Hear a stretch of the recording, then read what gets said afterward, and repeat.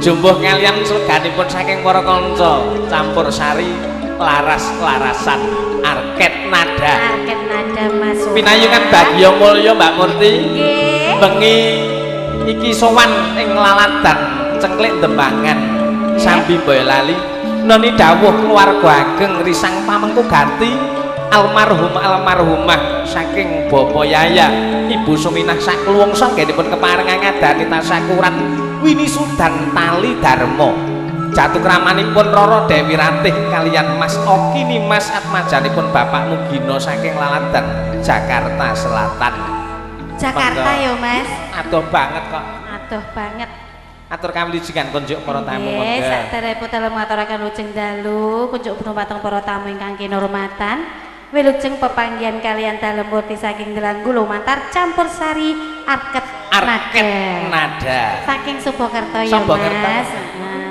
iki nirek tetungga kagem temanten kekalih Mas sugeng ayahe bebrayan enggal mugi-mugi dados keluarga ingkang bahagia ayam tentrem lan pinarengan momong amin Mas. Allahumma amin panglipur sawetawis monggo Mbak Murti sesarengan kanca-kanca arket nada larasipun napa monggo nenem mawon nggih monggo Mas Yunarga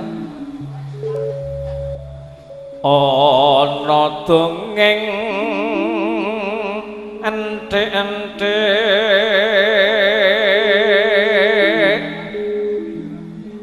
Sitemunggul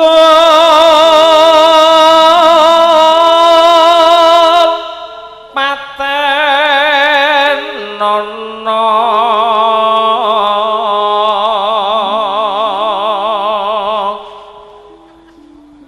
temunggul apa dosane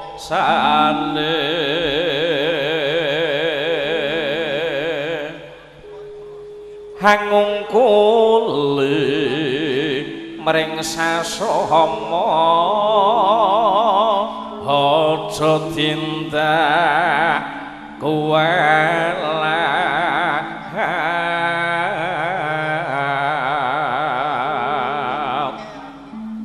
ya iku bener kandhamu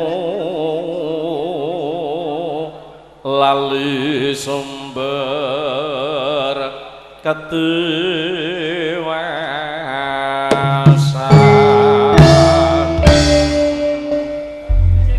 kadawaken langgamipun Mbak Murti nggih langgamipun sak-sake ya Mas takunipun mugi mangke dadosaken panglipur kunjuk para tamu sutrisna iki aku ning kene iki piye Mas ora wani kladuk anggone umpamane kok arep guyon ngoten wis diwekasi karo Pak Bayan Pak Bayan ingkang pundi Pak Bayan lenggah lah menika oh nggih wilujeng dalu Pak Bayan dasare bengi kanca-kanca campur sari laras-larasan arket nada iki diaturke sing laras-laras nggih nganti rampung tabuh 12 iki pokoke laras-laras terus ngoten mangga dawuhipun apa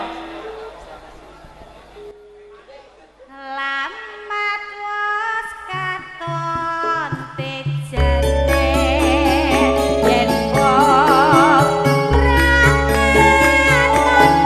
rangaton mancarang aduh amiragane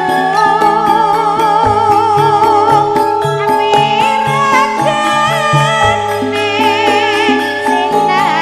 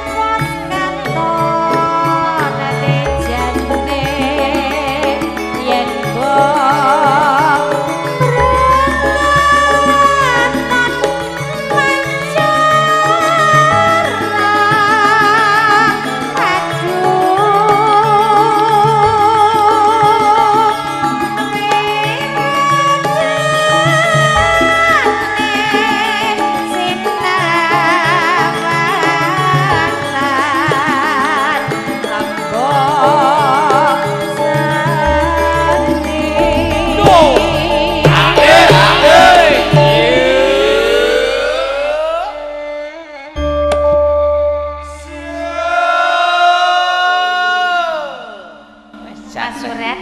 Nges tenan. Iki mau panggih manten kekalih sampun enjang wau nggih. Oh, wis keadanan awan mau, Mbak Murti. Esuk mau. Dadi campur sari arek campur sarine yo sedina sewengi.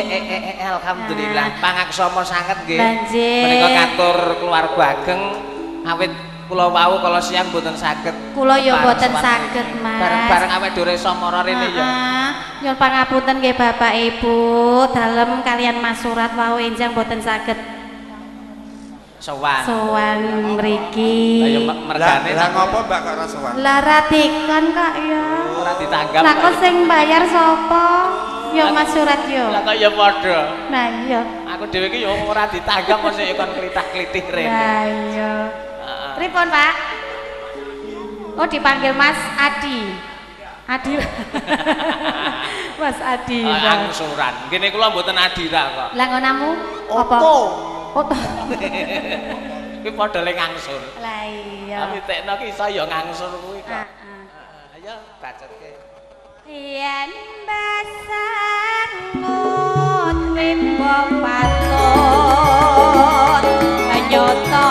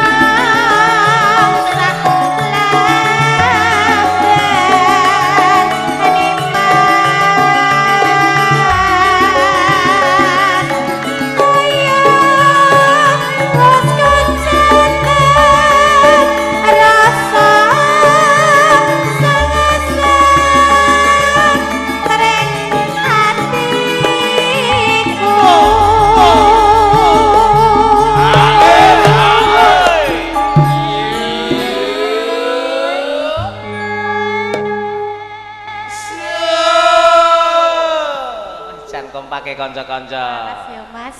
Wiyaga ning mburi. Kepenak ya, Mas. Nyambut gawe. Lah iya, ya Ayem disembadani tenanan. Iki sajene ya komplit lho, Mas. Kompletor ya ditunggoni karo juragane kok. Juragan opa. Juragane Arket Nada ki. Pak Upin Ipin. Ha iya.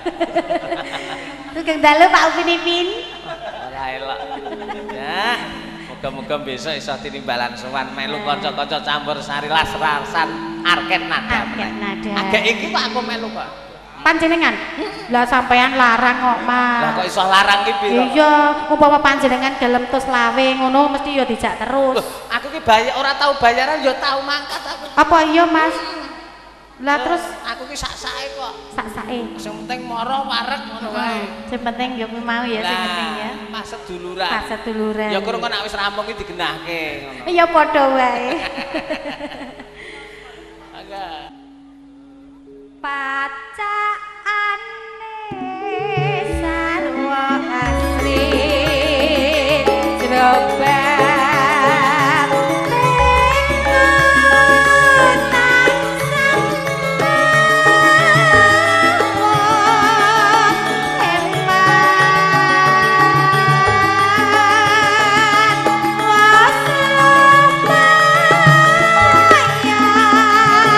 Ampun